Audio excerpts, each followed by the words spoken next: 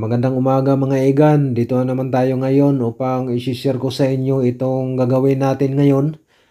Pero bago ang lahat, huwag nyo munang kaligtaang mag-subscribe at mag-like sa ating channel upang updated kayo sa mga susunod pa nating mga video.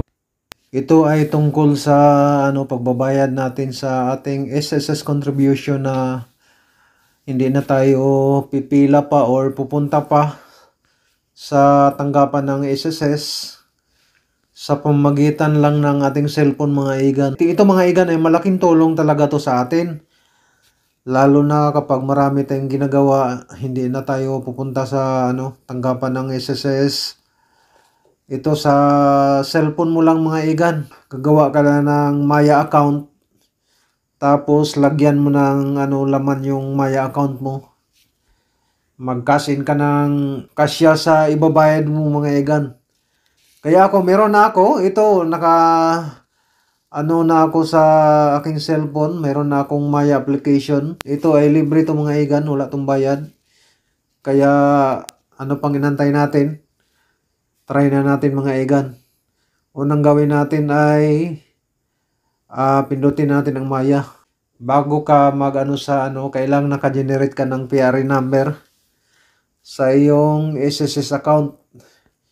Meron na tayo tutorial dyan sa yung paano mag-generate ng SSS PRA number sa ating SSS account mga Egan. Meron na tayong video.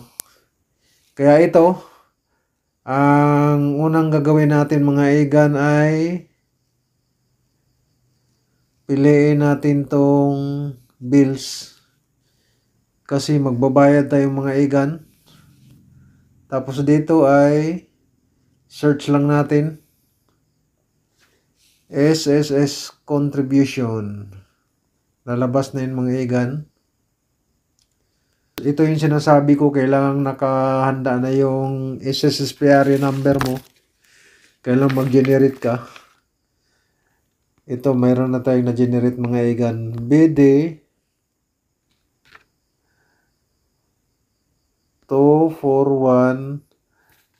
Paalala mo na mga kaibigan, kailangan i-double check mo muna bago mo i-send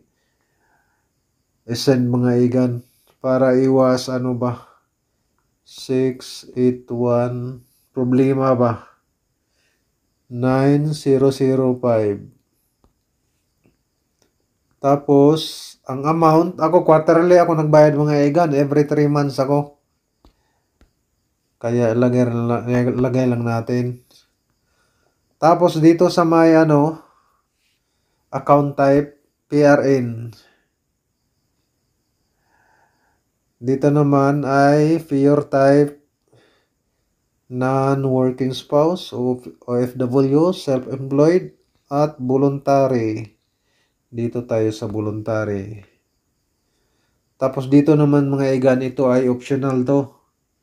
Kailangan ilagay natin yung yung active na Gmail account. Ito, meron akong active na Gmail account. Tatlo yan. Dito, enter members name. Pangalan natin mga Egan. Yan. Lagay natin pangalan natin.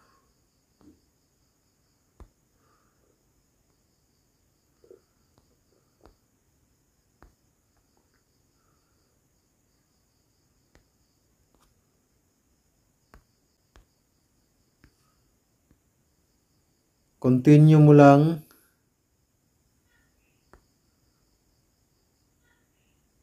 Ito, i-double check muna natin. BD 241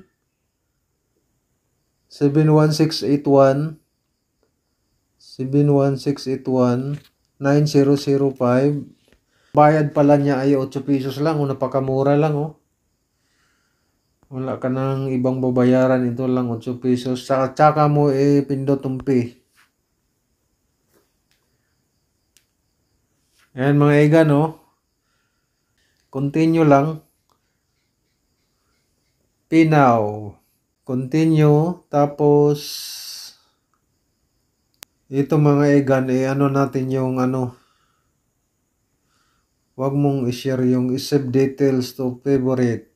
Yan. Save lang natin to mga egan. Yung para may ano tayo, may receipt tayo pag nagkaroon ng problema. Ganun lang kadali mga egan. Napakadali lang. Yan o. Save.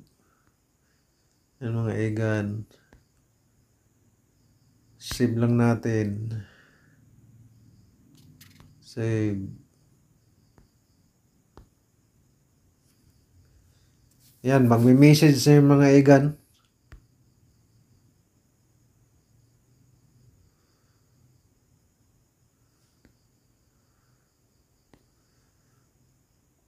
Bayad na. Tapos titingnan natin yung ano natin. Titingnan natin yung Maya wallet natin kung may nabawas ba.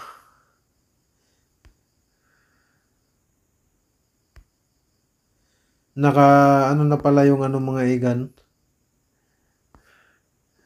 Naka yun. Successful na siya mga egan no.